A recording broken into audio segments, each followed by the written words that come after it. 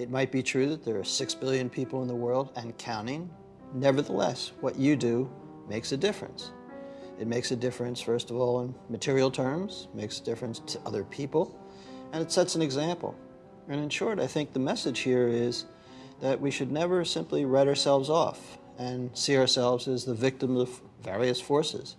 It's always our decision who we are.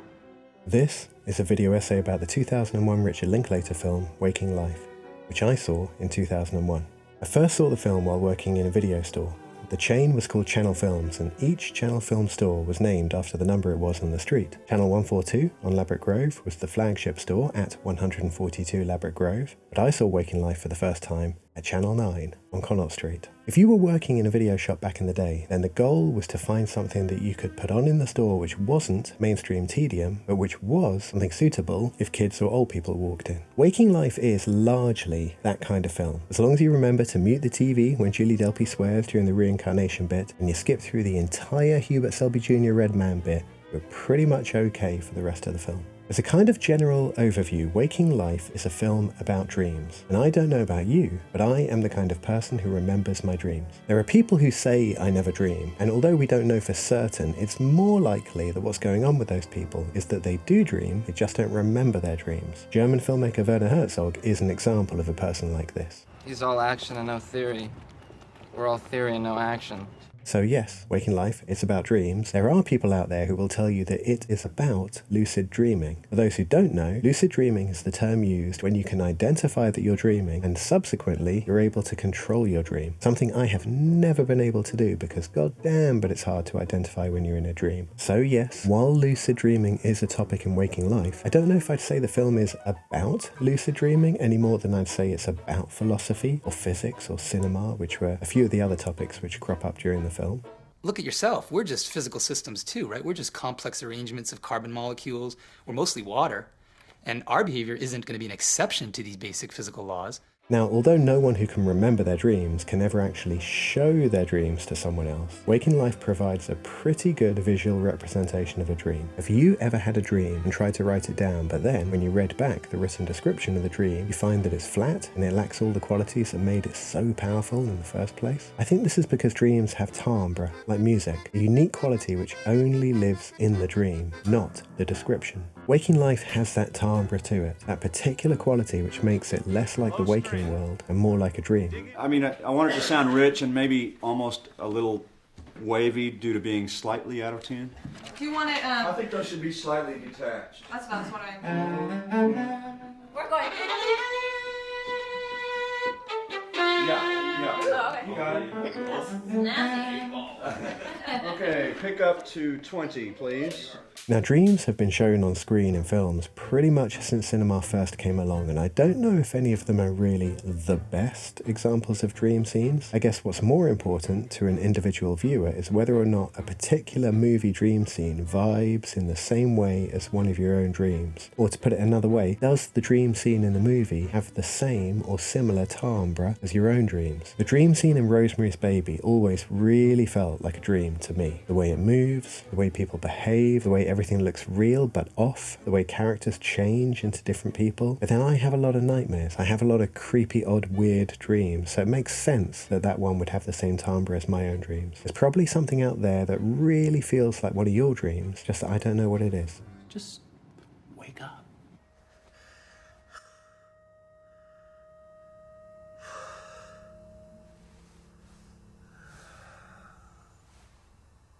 In Waking Life, we follow our main character, played by Wiley Wiggins, who is hit by a car, possibly, and then appears to be trapped in a series of dreams that he can't wake up from. For the first chunk of the film, he plays a much more passive role, listening to all these people who talk to him about a variety of topics. As the film goes on, he becomes a slightly more active protagonist before finally, perhaps, escaping the dream loop. Or maybe not. Maybe he's still dreaming after all. Or maybe he was dead all the time. We never really know. Waking Life was the 7th feature film from director Richard Linklater, and I think it's a little useful to talk about Linklater and what I'm going to call his one for you, one for me way of making films in order to get a little more familiar with Waking Life. So here we go. Richard Linklater burst onto the scene in 1988 with a feature film that pretty much no one ever saw, called It's Impossible to Learn to Plow by Reading Books. Linklater not only wrote and directed the film, but also starred in it, did the cinematography/camera work, and edited the film. He also self-funded the entire project after saving up money working on an offshore oil rig. The title, It's Impossible to Learn to Plow by Reading Books, refers to how you can only really learn something by doing something, not by reading about it. A philosophy I wholeheartedly agree with. And the film itself is Richard Linklater learning how to make films by making a film, and we get to sit and watch him learn this.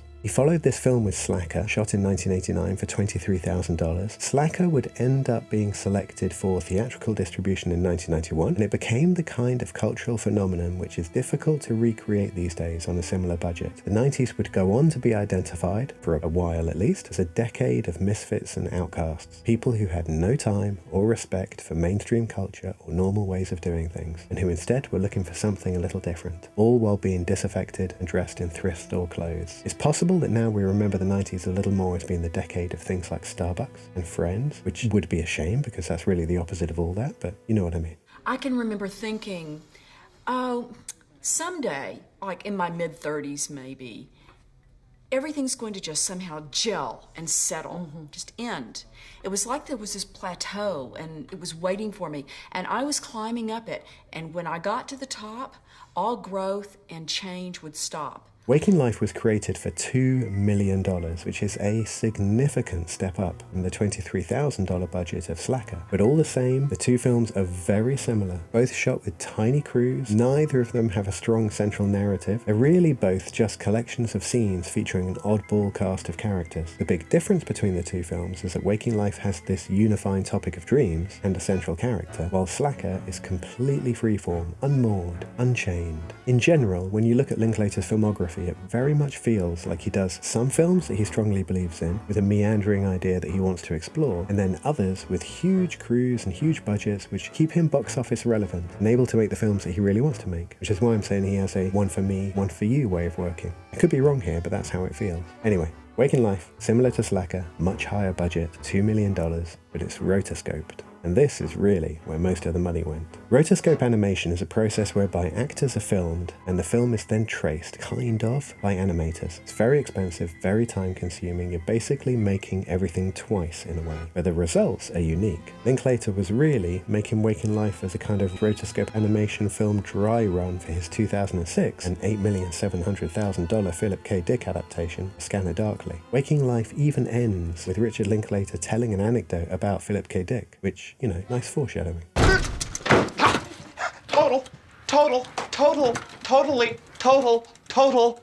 Total providence. I first really noticed rotoscope animation in the 1978 Ralph Bakshi Lord of the Rings adaptation, but I also saw it later in Ralph Bakshi's 1983 film Fire and Ice. Later on I learned that the technique was invented by Max Fleischer in his astonishing Out of the Inkwell series. Do check it out. But the first Fleischer I actually saw that used rotoscope animation was his 1939 adaptation of Gulliver's Travels. Oh, and hey, look, here's Max Fleischer's patent drawing for the rotoscope technique, so you can see exactly what he was doing. I like how he drew this with him standing up too. Very Hemingway. Waking Life was the first ever digitally rotoscoped film and was animated by different people for different scenes, meaning that not only do you get that Slacker-like vibe of a series of different characters, but different scenes in the film look and feel different too. It has a hazy, queasy quality to it. Nothing is ever really solid or concrete. Everything is listing back and forth all the time, kind of like you're on a ship or something. Seaworthy. See with your eyes. Fun fact, the main character, Wiley Wiggins, animated this moment here, but made himself look like a 12-year-old boy, and the character animation had to be redrawn. Don't know if they redrew the reflection of the character in the subway carriage window though. What do you think?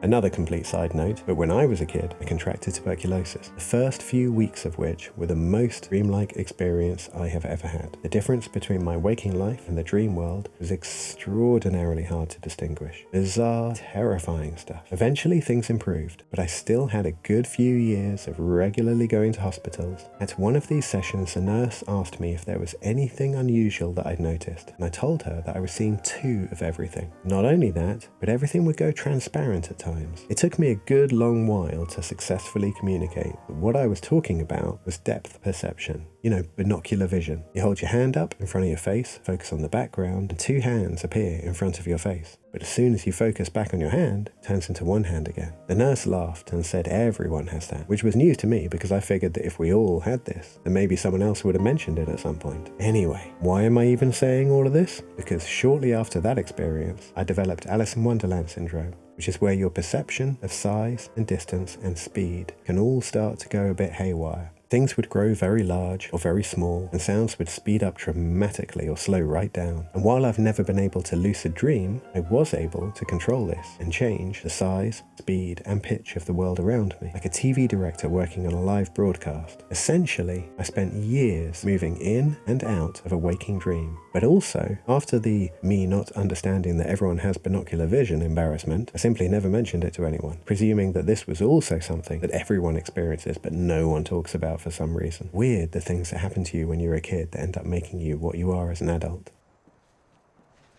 As the pattern gets more intricate and subtle, being swept along is no longer enough.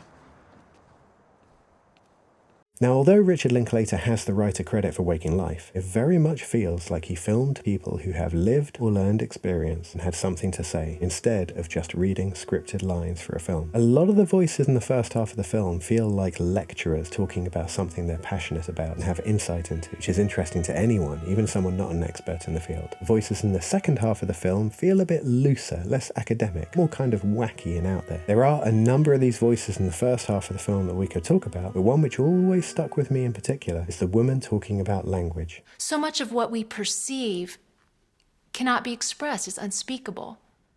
And yet, you know, when we communicate with one another and we feel that we have connected and we think that we're understood, I think we have a feeling of almost spiritual communion.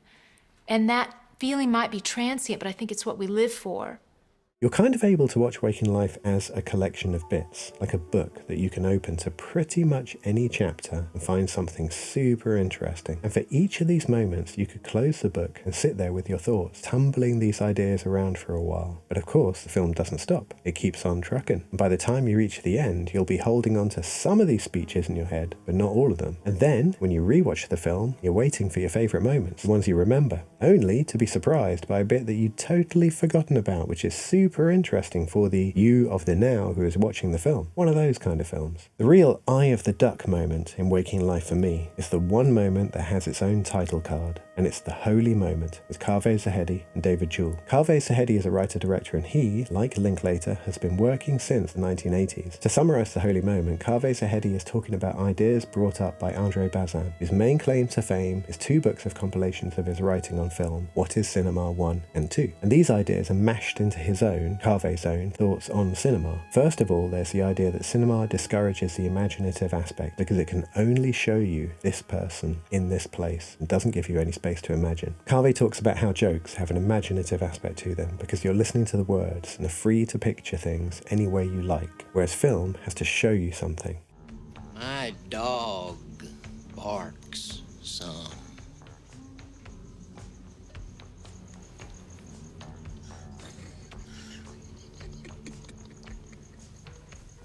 Mentally, you picture my dog, but I have not told you the type dog which I have. Perhaps you might even picture Toto from The Wizard of Oz. Not that we're being against cinema here, it's just that cinema is about specificity rather than imagination. We're filming these people in this place. Cinema is about real people in a real place. Kaveh then goes on to mention how Bazin, as a Christian, believed that every moment of life was holy. But it's hard, if not impossible, to go through life with that level of awareness. Cinema allows us to put a frame around a moment, separate it from the rest of the noise of the world, and see that moment for what it really is. I'm sure you've seen lots of films with lots of moments that struck you as being something very special. These moments are difficult to define, and they are, of course, different for different people. But when you see one that works for you, it holds something that really resonates. There are lots of these moments for me, but I think Kieslowski hits that mark a little bit more than most, perhaps. Like I say, there'll be someone different for you.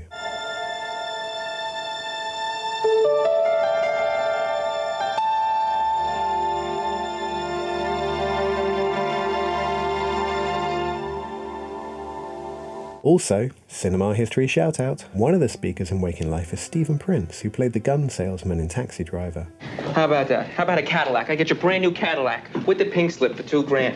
In 1978, Martin Scorsese made a documentary about Stephen Prince called American Boy, which is really just a recording of what looks like a bit of a wild night with Stephen Prince telling stories. In that film, Stephen Prince tells the story that he tells in Waking Life. That's an interesting choice, no? Pulls the knife out and goes, "Ah!" and starts running at me. Pulls out a knife 12 inches long and then starts running at me as fast as he can, going, "Ah!"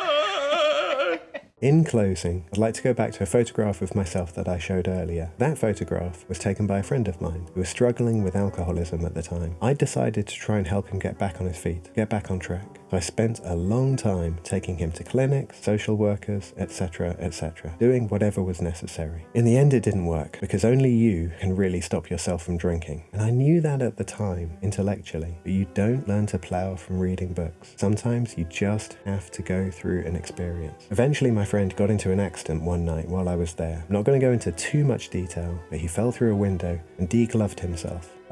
It was one of the most horrific experiences of my life. I kept saying to myself, this is not a dream, this is really happening. This is really happening. This photograph was taken a few weeks after that incident. The two of us were playing cribbage, one of the few activities he enjoyed that wasn't just drinking. He called my name and I looked up, completely unaware that he was holding a camera. It's very rare for me to have a photograph taken with complete lack of awareness that a photograph is being taken, but that's what this is. I kept trying to help my friend for years, but he just didn't want to stop drinking. And after a series of other incidents, he passed away in March 2022. About 3 weeks ago, I found myself playing cribbage with him again, and I was going through my cards while we were talking about what films I might do next for another video essay. He wanted me to do the 1973 film Fantastic Planet, La Planète Sauvage, but I was saying, dude, that's more of a you film than a me film. So he then suggested doing Waking Life, and I was like, now that is a great idea. And we talked about our favourite moments from Waking Life back and forth for a while. He seemed really enthusiastic about the whole idea, but then he changed mood and suddenly became really sad, saying it's a shame we can't talk like this anymore since he died. And I froze and looked up from the cards and asked him, why did you die? He didn't say anything. He just looked at me.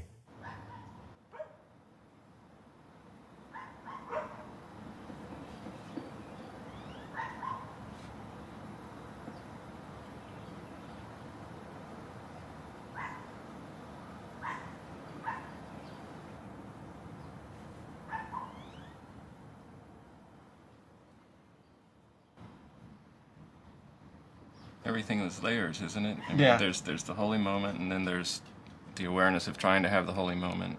In the same way that the film is the actual moment really happening, but then the character pretending to be in a different reality. And it's all these layers. And I was in and out of the holy moment, looking at you. Can't be in a holy... You're unique that way, Kaveh. That's one of the reasons I enjoy you. You can bring me into that.